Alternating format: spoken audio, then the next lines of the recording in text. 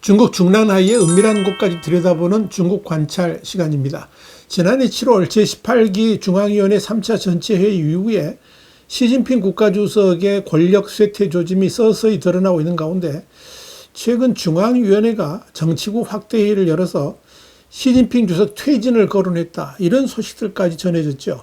이런 상황에서 베이징 정가를 곤두세우게 하는 것은 시진핑의 국가주석 및 총석이 사임이 언제 이루어질 것이며 또 그 후임에는 누가 될 것인지에 쏠려 있습니다. 와이타임스가 이 문제를 들여다봤습니다. 지금 시작합니다.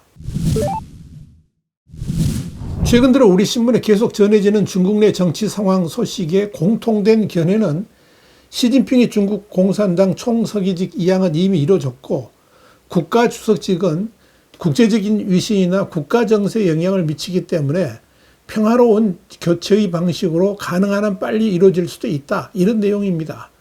그러면서 총서기직은 이미 왕량이 접수를 했고 업무도 이미 시작을 했고요. 다만 국가주석직 이양에 대해서는 시진핑 측과 논의 중이다. 이런 소식이 가장 신빙성 있게 들려옵니다. 또 시진핑 핵심 옹의 세력인 차이치나 왕후닝 같은 경우 이런 흐름을 막기 위해서 노력하고 있지만 대세를 막기에는 역부족이다. 이런 소문도 들립니다. 이에 대해 미국에 거주하는 정치평론가인 샤오슈자는 시진핑은 반시진핑파와 상무위원회 계획에 대한 합의를 이뤘고 총석이 군사위원회 주석, 국가주석직에서 사임하기로 합의했다면서 현재 임시중앙위원회가 권력을 장악하고 있으며 왕량과 후추나도 총서기직과 총리 직무 대행직 등 각자의 직무를 수행하고 있다라고 밝혔습니다. 샤오쇼자는 이어서 당 최고 지도부는 정치국 확대회의를 다시 개최하여 시진핑이 건강 등의 이유로 관련 직책에서 사임하고 새로운 지도자가 권력을 이어받도록 할 예정이라고 짚었습니다. 현재 상황에서 가장 중요한 것은 시진핑이 스스로 사임하도록 하는 겁니다. 그래야만 시진핑의 체면을 살려주면서 당당하게 물러날 수 있기 때문입니다. 지금 상황에서 원로 세력이나 시진핑 세력 모두 군사적 또는 물리적 충돌은 절대적으로 피하려고 하고 있습니다. 이는 중국의 국격을 완전히 추락시키고 일순간에 국가를 혼돈 상태로 만들어버릴 수 있다는 우려 때문입니다. 더더욱 그렇게 평화적으로 교체를 해야만 공산당 지도체제가 유지될 수 있다고 확신하기 때문입니다. 이런 차원에서 시진핑과 그의 가족의 안전 또한 보장을 해준 것이 아닌가 이렇게 보입니다. 현재 베이징 소식들을 정리해 본다면 정치국 확대 회의만으로는 공산당 당원들을 충분히 설득하기 어렵다고 보고 군부를 포함해서 반시진핑파 세력들이 선전전도 동원하고 있는 것으로 보입니다. 이런 차원에서 인민해방군 공식 언론인 해방군보가 연일 논평을 통해 대국민 설득전을 펴고 있는 것이고 특히 중국 공산당 기관지인 인민일보까지 시진핑의 경제정책을 정면 비판하면서 민간기업 중심의 경제체제를 역설했다는 것은 중요한 의미를 갖습니다. 현재 이런 분위기 조성이 어느 정도 이루어졌다고 보고 그리 멀지 않은 시기에 시진핑 주석직 사임이라는 공식 발표가 이어질 것으로 예상이 됩니다. 그 시기는 아마도 6월 16일과 17일 시진핑의 카자흐스탄 방문 그리고 2차 중앙아시아 국가정상회의 참석 이후에 이루어질 가능성도 충분히 있습니다. 흥미로운 것은 시진핑의 카자흐스탄 방문도 중국 관영 언론이 아니라 카자흐스탄 매체들을 통해 먼저 발표가 되었다는 점입니다. 물론 카자흐스탄 방문 일정 자체가 이미 오래전에 계획된 사항이기 때문에 이를 취소할 수는 없기에 일단 예정대로 이루어질 것으로 보입니다. 분명한 것은 시진핑의 사임은 국제적으로 엄청난 파장을 일으키게 될 것이라는 점입니다. 이에 따라 사임의 공식적인 이유는 건강상 문제를 들 것으로 예상됩니다.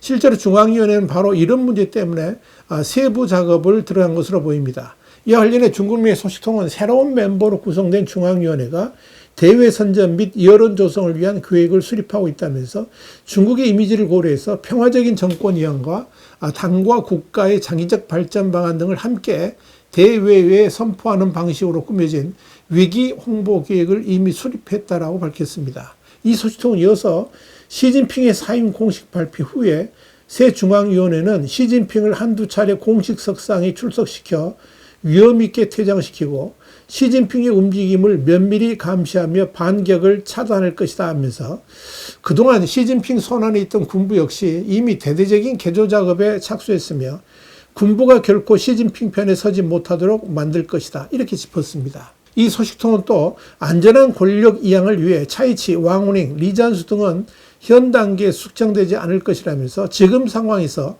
이들을 숙청하면 대규모 반발로 이어질 것이고 또 결사반란도 일어날 가능성이 있기 때문이다. 이렇게 설명했습니다. 그러면서 다만 이들에 의한 공모나 반역을 막기 위해서 지속적으로 면밀히 감시할 것이다. 이렇게 말했습니다.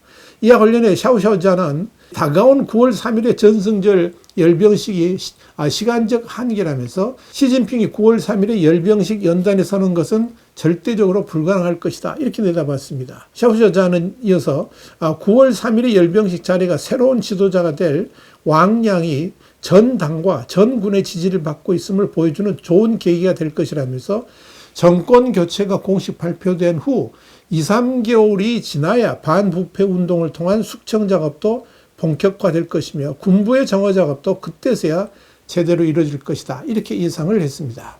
그런데 지금 상황에서 시진핑의 건강 이상설이 부각되고 있어서 그 실체가 주목받고 있습니다. 실제로 지난해 18기 중앙위원회 3차 회의에서 시진핑 주석이 뇌졸중으로 쓰러졌다. 이런 소식들이 베이징 관과에서 흘러나온 바 있습니다. 그러면서 시진핑의 권력 상실도 확대되기 시작했다는 겁니다. 그런데 눈여겨볼 것은 시진핑의 건강 이상설이 불거지면서 시진핑의 친인척들도 잇따라 쓰러지고 또 자취를 감췄다는 겁니다. 그래서 중국 전문가들은 그때부터 시진핑의 권력 이상설도 함께 불거진 것으로 분석을 합니다. 그런데 흥미로운 것은 이렇게 시진핑 자신에 대한 권력 이상설이 확대되면서 시진핑의 이른바 과시병도 더욱 도드라졌다는 사실입니다. 이와 관련해 신화통신은 지난 6월 6일 가짜 연구는 진정한 문제를 해결할 수 없다라는 제목의 사설을 발표했습니다. 신화통신의 이 사설은 표면적으로는 외부에 일 잘하는 척 보여주려는 관료주의적 행태를 비판한 것이지만 사실은 시진핑의 과시병을 지적한 것이다. 이런 분석이 많았습니다.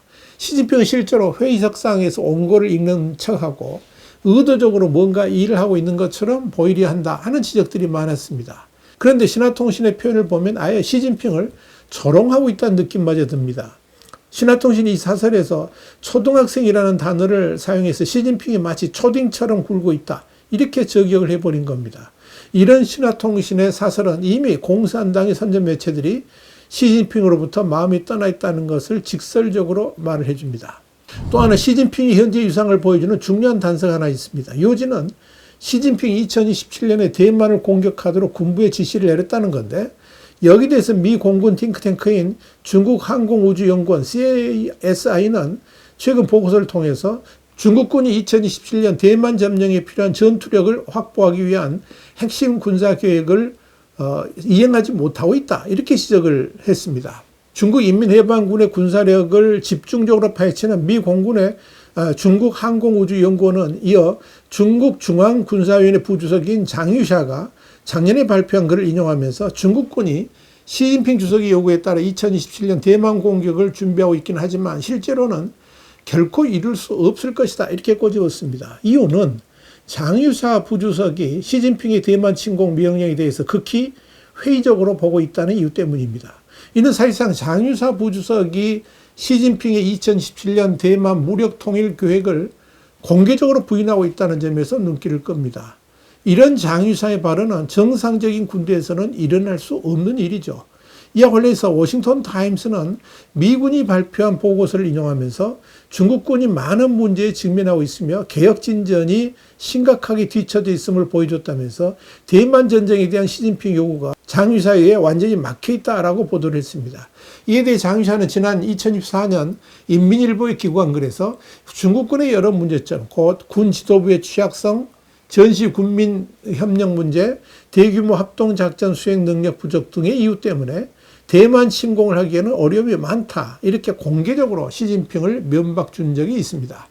이와 관련해 정치평론가인 장텐양은 장유사가 시진핑의 2017년 대만 침공 계획을 공개적으로 부인한 것과 다름없다면서 시진핑과 장유사가 대립하고 있는 지금 상황은 중국 인민해방군의 전투력을 급격하게 떨어뜨릴 것이다. 이렇게 내다봤습니다.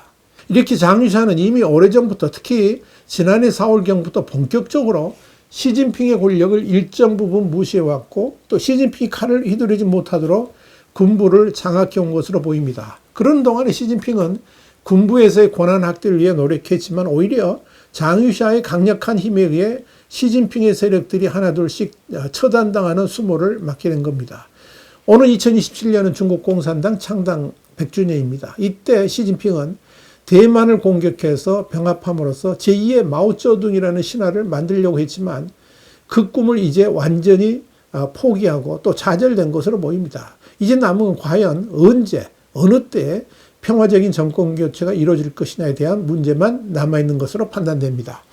그러나 일각에서 제기되는 대로 중국이 여러 개의 세력으로 분할될 가능성은 전혀 없어 보입니다.